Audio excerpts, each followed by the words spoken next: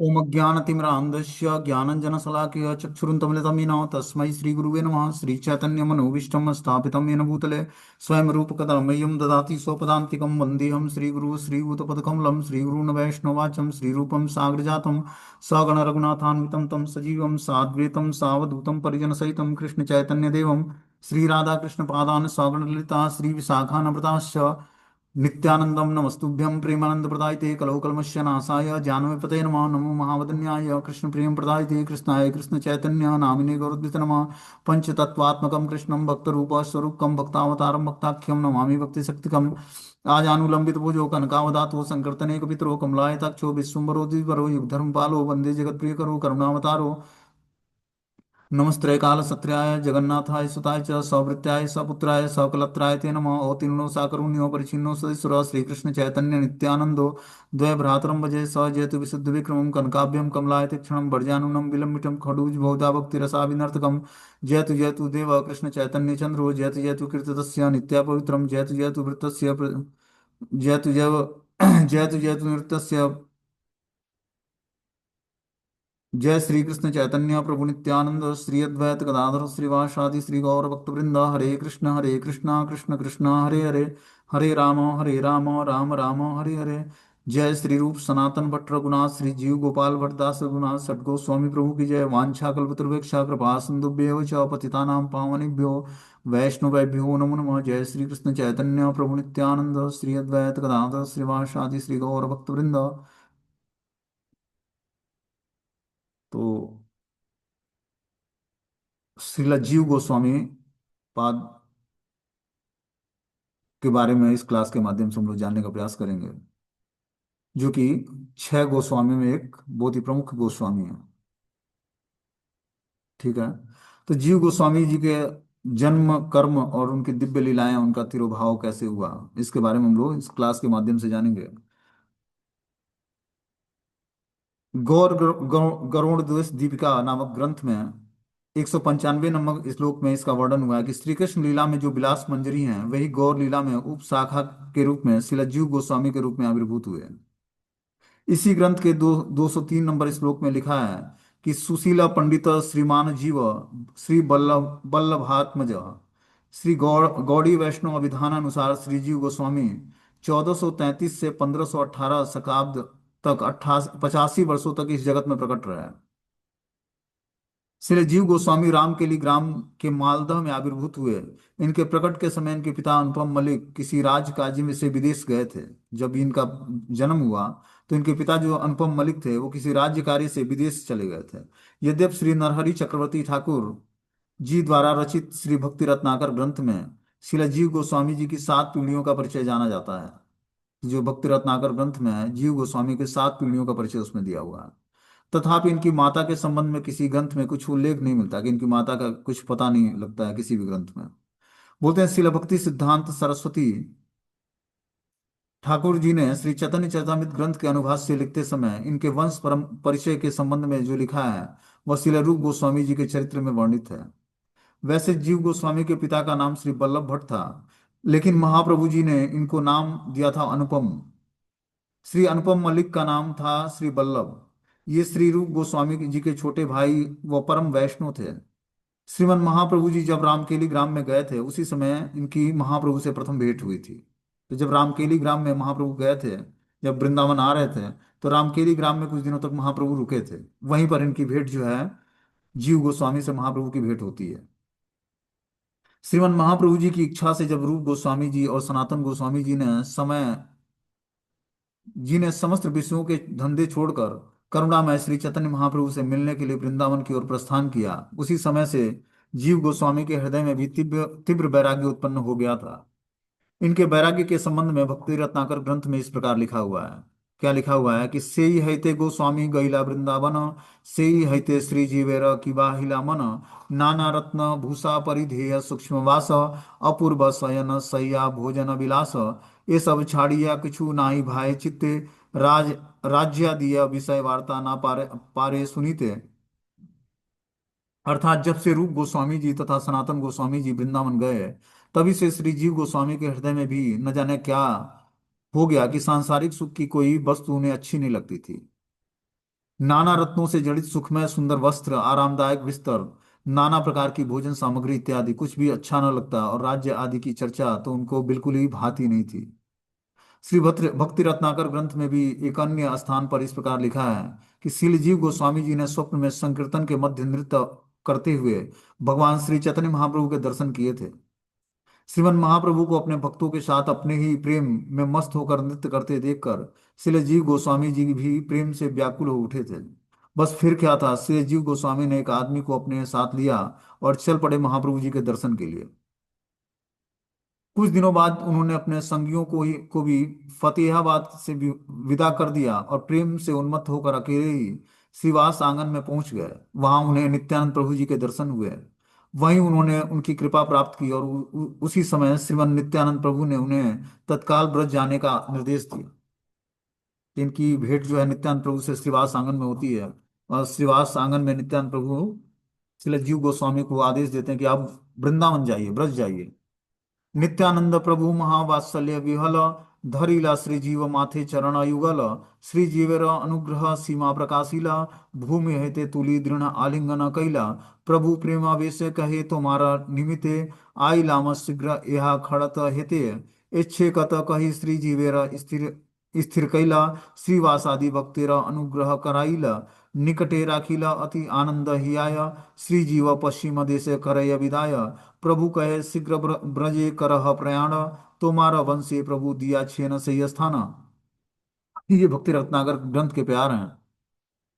बता रहे हैं जब उन्होंने भक्त वत्सलता से विवल भक्तों के प्राण प्रिय श्री नित्यानंद प्रभु के दर्शन किए तो नित्यानंद प्रभु ने अपने दोनों चरण कमल श्री जीव गोस्वामी के माथे पर रख दिया।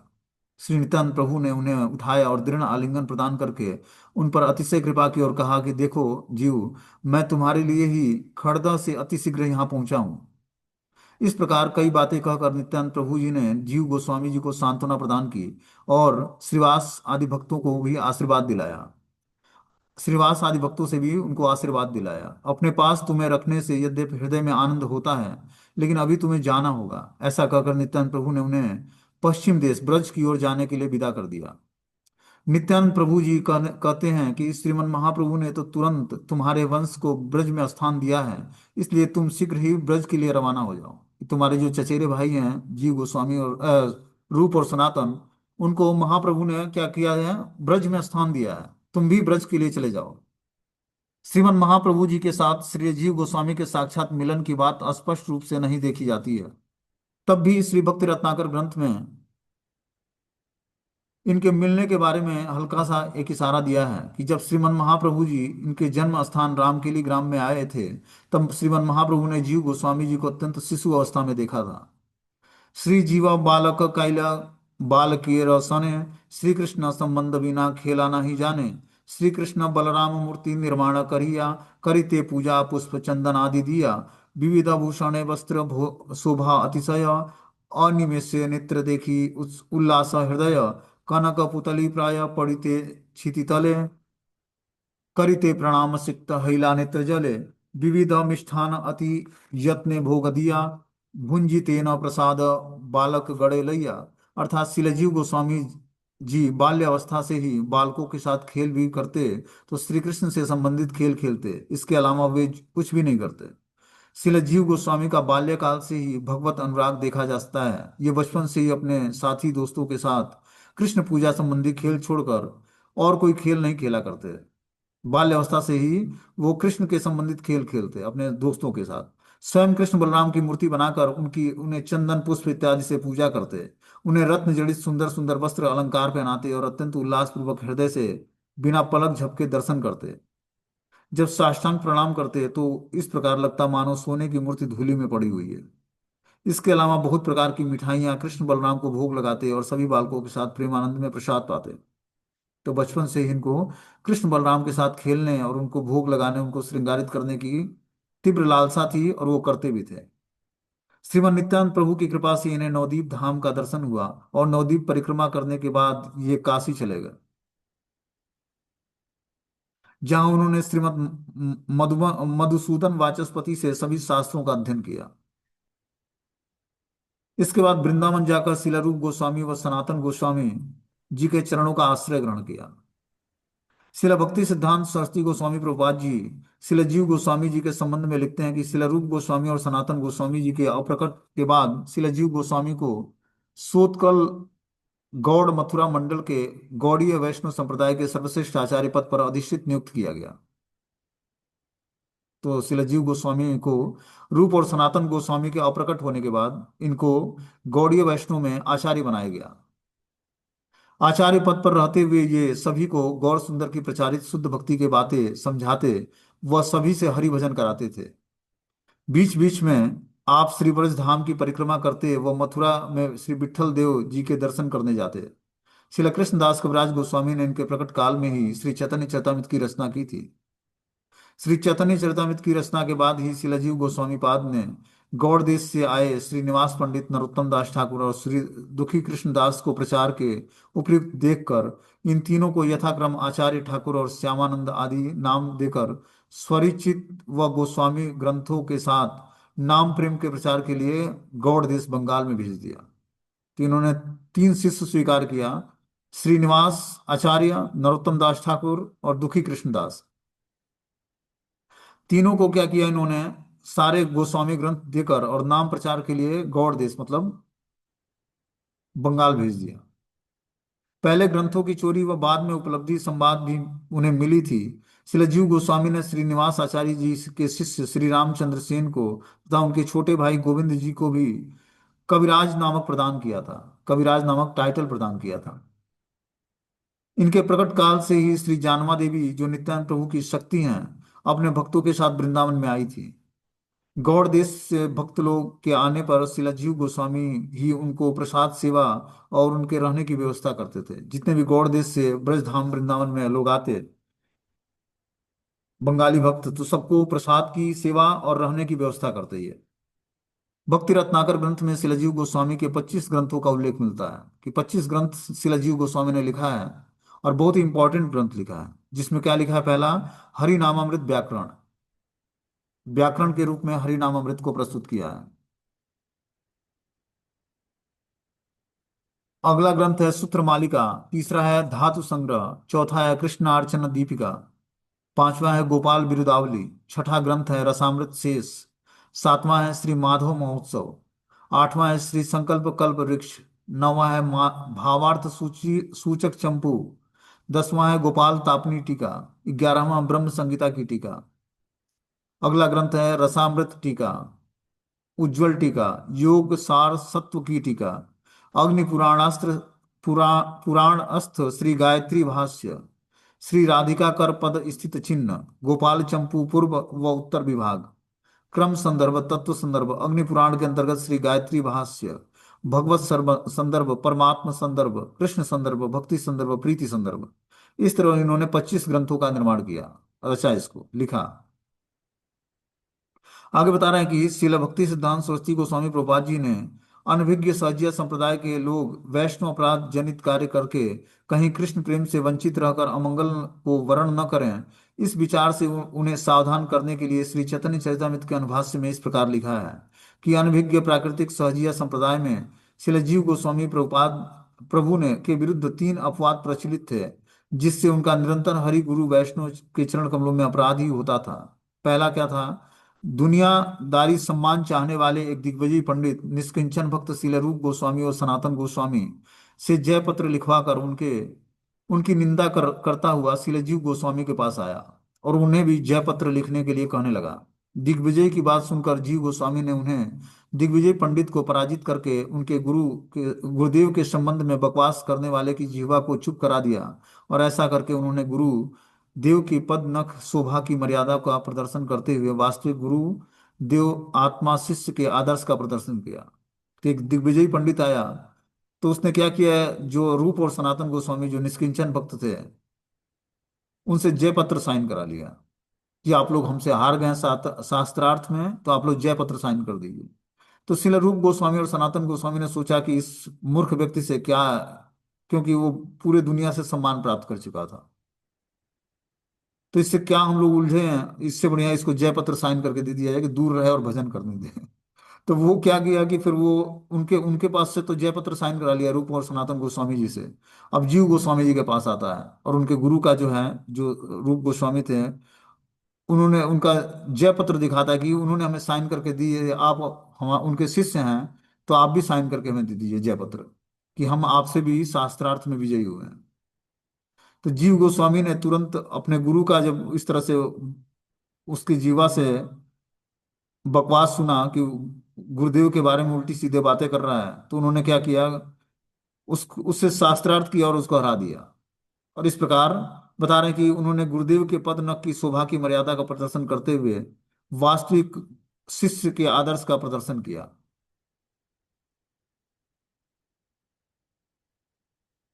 शिला रूप गोस्वामी तथा श्री सनातन गोस्वामी ने उसे जयपत्र इसलिए दिया कि उन्होंने सोचा कि कौन इसके साथ तर्क वितर्क करके अपना कृष्ण स्मरण का अमूल्य समय बर्बाद करेगा। लेकिन शिला जीव गोस्वामी ने देखा कि इस मूर्ख लोग मेरे गुरुदेव के उच्च भाव को नहीं समझ पाएंगे एवं अमंगल का आह्वान करेंगे। इसलिए अपने गुरुदेव की मर्यादा रखने हेतु अपकारवादियों को पराजित कर शिला जीव गोस्वामी ने गुरुनिष्ठ शिष्य का आदर्श स्थापित किया। लेकिन इस सहजिया लोगों का कहना है कि रूप गोस्वामी जी ने शिलाजीव को तीव्र भर्त्सना देकर परित्याग कर दिया था और पुनः श्री सनातन गोस्वामी के इंगितानुसार शिलाजीव गोस्वामी प्रभु को शिला रूप गोस्वामी जी ने ग्रहण किया था। इस घटना के बाद क्या किया उन्होंने, रूप गोस्वामी ने अपने शिष्य जीव गोस्वामी को त्याग दिया कि तुम्हें क्या जरूरत थी इससे बहस करने की, तुम भी साइन करके पत्र दे देते इसको। जबकि कोई गुरु को क्रिटिसाइज करे तो शिष्य का कर्तव्य बनता है कि उसको या तो उसकी जीवा काट ले या उसको डिबेट कर दे। गुरु की निंदा नहीं सुननी है किसी के मुख से। ये वैष्णव विरोधी लोग श्री कृष्ण की कृपा से जिस दिन अपने आप को गुरु वैष्णव का नित्य दास समझेंगे, उसी दिन शिलाजीव गोस्वामी प्रभु की कृपा प्राप्त करते हुए वास्तविक त्रिनादापि सुनिचिना एवं मानद इत्यादि कीर्तन करने की योग्यता प्राप्त करके हरि नाम संकीर्तन के अधिकारी होंगे। हरि नाम संकीर्तन का अधिकारी वही होता है व्यक्ति जो समस्त वैष्णव को ग्लोरीफाई करता है। समझ बात को। जब तक वो वैष्णव को ग्लोरीफाई नहीं करेगा, तब तक वो हरि नाम संकीर्तन का अधिकारी नहीं बनेगा, निरंतर भगवान का स्मरण नहीं कर पाएगा। दूसरा बता रहे हैं, इनमें से ही कोई कोई अनभिज्ञ कहते हैं कि श्रील कृष्णदास कविराज गोस्वामी द्वारा रचित श्री चैतन्य चरितामृत नामक ग्रंथ की अद्भुत महिमा व कविराज गोस्वामी द्वारा रचित चरितामृत का रचना सौष्ठव और अप्राकृतिक रस महात्म इत्यादि देखकर श्री जीव गोस्वामी ईर्ष्या से जल उठे तथा कहीं उनकी प्रतिष्ठा कम न हो जाए, इसलिए उन्होंने कविराज जी द्वारा रचित श्री चैतन्य चरितामृत नामक ग्रंथ की मूल लिपि को एक कुएं में फेंक दिया था। श्रील कविराज गोस्वामी ने जी ने जब ये बात सुनी तो उन्होंने प्राण त्याग दिए। सौभाग्यवश उन्हें मुकुंद नामक एक शिष्य ने उस ग्रंथ को नकल करके अपने पास रखा था, इसलिए चैतन्य चरितामृत ग्रंथ दोबारा प्रकाशित हुआ। अन्यथा चैतन्य चरितामृत जैसे अद्वितीय ग्रंथ इस जगत से लुप्त हो जाता। इस प्रकार की घृणित और वैष्णव विद्वेष मूलक कल्पनाएं नितांत झूठी और असंभव हैं। ऐसा कभी जीव गोस्वामी ने नहीं किया था, लेकिन वैष्णव समाज में ऐसा सुनने को मिला। कोई कोई इंद्रिय तर्पण तत्पर व्यभिचारी कहते हैं कि श्रील जीव गोस्वामी प्रभु ने श्री रूप गोस्वामी के मतानुसार ब्रज गोपी गणों का पारकीय रस स्वीकार नहीं किया, उन्होंने सिर्फ स्वकीय रस का अनुमोदन ही किया, इसलिए उनका आदर्श ग्रहणीय नहीं है। कुछ जो वैष्णव विद्वसी लोग हैं, उनका ये मानना है कि जो ब्रज में रूप गोस्वामी ने जो भगवान की परकिया रस का स्वीकार किया था, कि जो ब्रज गोपियों के साथ भगवान की रास लीलाएं हैं वो परकिया भाव में, मतलब वो अपने पति को छोड़कर भगवान कृष्ण को अपने पति रूप में स्वीकार किया और उनके साथ रास नृत्य किया। इस चीजों को वो बता रहे हैं कि शिलजीव गोस्वामी स्वीकार नहीं करते हैं, स्वकीय रस के अनुमोदन करते हैं, इसलिए उनका आदर्श ग्रहणीय नहीं है, जबकि ये बात सत्य नहीं है। आगे बताने की, श्री जीव गोस्वामी ने अपने प्राकट्य काल में देखा कि उनके कुछ अनुगत्य भक्त जिन्होंने सर्वोत्तम पारकीय रस में अधिकार नहीं है, परंतु वे स्वकीय रस में रुचि विशिष्ट है, ये भी वे जानते थे कि भविष्य में अनाधिकृत लोग परम चमत्कारमय पारकीय रस की महिमा और सौंदर्य को समझ नहीं पाएंगे और स्वयं उस प्रकार का अनुष्ठान करके व्यभिचारी बनेंगे। इसलिए वैष्णव आचार्य शिलाजीव गोस्वामी ने अबूझ लोगों के मंगल के लिए ही स्वकीयवाद को स्वीकार किया है, परंतु इसका मतलब ये नहीं है कि परकीय रस के विरोधी थे, क्योंकि शिलाजीव गोस्वामी प्रभु स्वयं रूपानुग वर्य साक्षात श्री कृष्णदास कविराज गोस्वामी जी के शिक्षा गुरुओं में से एक थे। तो इन्होंने भी परकीय रस को स्वीकार किया था, जो शिला रूप गोस्वामी ने स्वीकार किया था कि भगवान की जो लीलाएं हुई वो परकीय भाव में हुई। परकीय भाव मतलब गोपियों का जो भाव था वो विशिष्ट भाव था, परकीय भाव। एक होता स्वकीय भाव और दूसरा होता परकीय भाव। तो परकीय भाव में गोपियां के साथ भगवान कृष्ण का संबंध था। मतलब जार पति के साथ क्या करना, रास नृत्य करना। जार पति स्वयं भगवान कृष्ण थे, उनके अपने पति थे, शारीरिक पति, लेकिन उन्होंने कृष्ण को अपने पति के रूप में स्वीकार किया। तो ये भाव जो है परकीय भाव कहलाता है। बोलते हैं श्री भक्ति रत्नाकर ग्रंथ की पंचम पंचम तरंग में श्रील जीव गोस्वामी के प्रति श्रील रूप गोस्वामी के शासन और कृपा का इस प्रकार वर्णन मिलता है कि श्रील रूप गोस्वामी अपने शिष्य जीव गोस्वामी पर किस प्रकार जो है शासन करते थे। बोलते हैं गर्मी का समय था, श्रील रूप गोस्वामी वृंदावन में ही किसी एकांत स्थान में बैठकर ग्रंथ लिख रहे थे। श्रील रूप गोस्वामी जी का शरीर पसीने से लथपथ देखकर श्री जीव गोस्वामी उन्हें पंखा से हवा करने लगे। उसी समय समय श्री वल्लभ भट्ट वहां पहुंच गए और कहने लगे कि मैं तुम्हारे भक्ति रसामृत ग्रंथ में के मंगलाचरण का संशोधन करना चाहता हूँ। ऐसा कहकर वे यमुना में स्नान करने चले गए।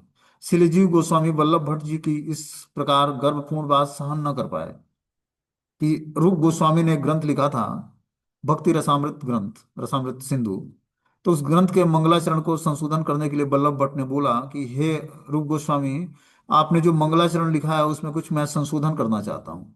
तो ये बात श्री जीव गोस्वामी को अच्छा नहीं लगा। उनको लगा कि जो वल्लभ भट्ट जो है बहुत ही गर्वपूर्ण बातें कह रहे हैं हमारे गुरुदेव के प्रति, इसलिए उन्होंने वो बात को सहन नहीं किया और पानी लेने के बहाने वे भी यमुना के किनारे पहुंच गए। वल्लभ भट्ट स्नान करने गए और जीव गोस्वामी पानी लेने के बहाने पहुंच गए, जहां वल्लभ भट्ट जी पहले ही उपस्थित थे। मौका देखकर श्री जीव गोस्वामी ने वल्लभ भट्ट को पूछा कि आपने श्रील रूप गोस्वामी के लिखे ग्रंथ भक्ति रसामृत सिंधु के मंगलाचरण में गलती कहाँ देखी है।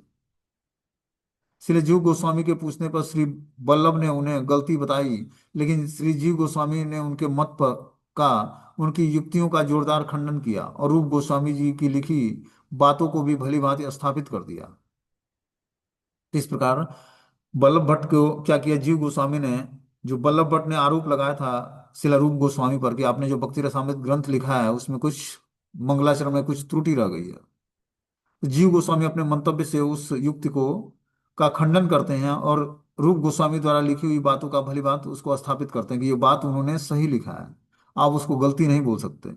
श्री वल्लभ भट्ट श्री जीव गोस्वामी के अद्भुत पांडित्य को देखकर आश्चर्यचकित रह गए और उन्होंने उत्सुकता पूर्वक सारी घटना श्री रूप गोस्वामी प्रभुपाद से सुनाई। घटना सुनकर श्री रूप गोस्वामी जी ने जीव गोस्वामी को स्नेह से डांटते हुए कहा कि तुम शीघ्र ही पूर्व देश चले जाओ, जहां तुम्हारा चंचल मन स्थिर हो जाए तब तुम वृंदावन आना।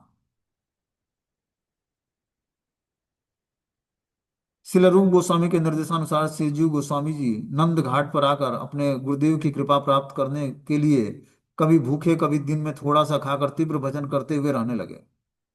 अब गुरु जी का आदेश था कि आप हमारे सामने नजर से दूर चले जाओ, क्योंकि तुमने श्री वल्लभ भट्ट जी को क्रिटिसाइज किया। उनके द्वारा जो बताया गया कि हमारे ग्रंथ में कुछ त्रुटि है उसको सुधारने का वो प्रयास करेंगे, और आपने अपने पांडित्य से उनको क्या किया, परास्त किया है, इसलिए आप हमारे नजर से दूर चले जाओ। रूप गोस्वामी ने उनको त्याग दिया।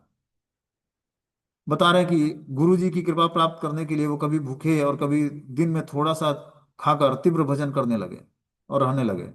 कुछ दिन में ही उनका शरीर अत्यंत कमजोर हो गया। संयोग बस एक दिन श्रील सनातन गोस्वामी उसी राह से गुजर रहे थे, तो ब्रजवासियों ने उन्हें श्रीलजीव गोस्वामी के संबंध में बताया और उनसे भेंट कराई। सनातन गोस्वामी उधर भिक्षाटन करने गए थे। वो तो ब्रजवासियों ने बोला कि एक यहीं पास में जो है पेड़ के नीचे बाबा रहता है, वो कभी भिक्षाटन नहीं करता है। आप वृंदावन से आते हो, भिक्षाटन करते हो और फिर चले जाते हो, और यही पास में ही एक बाबा रहता है, ये कभी भिक्षाटन नहीं करता है। तो सनातन गोस्वामी ने बोला कि मुझे एक बार उनसे मिला दो। तो सनातन गोस्वामी मिलने जाते हैं, देखते हैं कि ये तो जीव गोस्वामी है और शरीर से बहुत ही कमजोर हो गए थे। इसलिए जीव गोस्वामी की इस प्रकार की अवस्था को देखकर श्री सनातन गोस्वामी की आंखों में वात्सल्य के आंसू भर गए। उन्होंने श्री जीव को समझा बुझाकर श्री रूप गोस्वामी के चरण कमलों में पहुंचा दिया। इस प्रकार श्री जीव गोस्वामी ने रूप गोस्वामी जी का स्नेह और उनकी कृपा प्राप्त की। श्री जीव गोस्वामी जी भाद्र शुक्ल द्वादशी तिथि का अवलंबन करके आविर्भूत हुए थे, और पौष मास की शुक्ल तृतीया तिथि को इन्होंने अपनी तिरोधान लीला संपन्न की। तो पौष मास चल रहा है, इसके शुक्ल पक्ष की तृतीया को इन्होंने अपना शरीर नित्य लीला में प्रवेश कर गए थे, शरीर त्याग कर और नित्य लीला में प्रवेश कर गए। श्री राधा दामोदर जी के विग्रह, जिनकी शिलारूप गोस्वामी सेवा किया करते थे, आज भी वृंदावन के राधा दामोदर मंदिर में विराजमान है। मंदिर के पीछे शिलाजीव गोस्वामी की समाधि है। और इसके अलावा श्री राधा कुंड के किनारे श्री ललिता कुंड के पास इनकी भजन कुटी आज भी विद्यमान है। तो यहाँ पर वृंदावन में भी भजन किया करते थे, और राधा कुंड के किनारे ललिता कुंड के पास इनकी भजन कुटी आज भी विद्यमान है। तो वहां पर भी जो लोग जाकर प्रार्थना करते हैं जीव गोस्वामी से। और जीव गोस्वामी की समाधि जो है वृंदावन में राधा दामोदर मंदिर के अंदर है। इनके सेवित विग्रह श्री राधा दामोदर जी हैं। जिन राधा दामोदर जी के हम लोग दर्शन करते हैं, वो इन्हीं के सेवित विग्रह हैं। यही उनकी सेवा करते थे, राधा दामोदर जी की। इस प्रकार इनके बारे में कुछ संक्षिप्त जानकारी थी, वो हमने आप लोगों के सामने प्रस्तुत किया।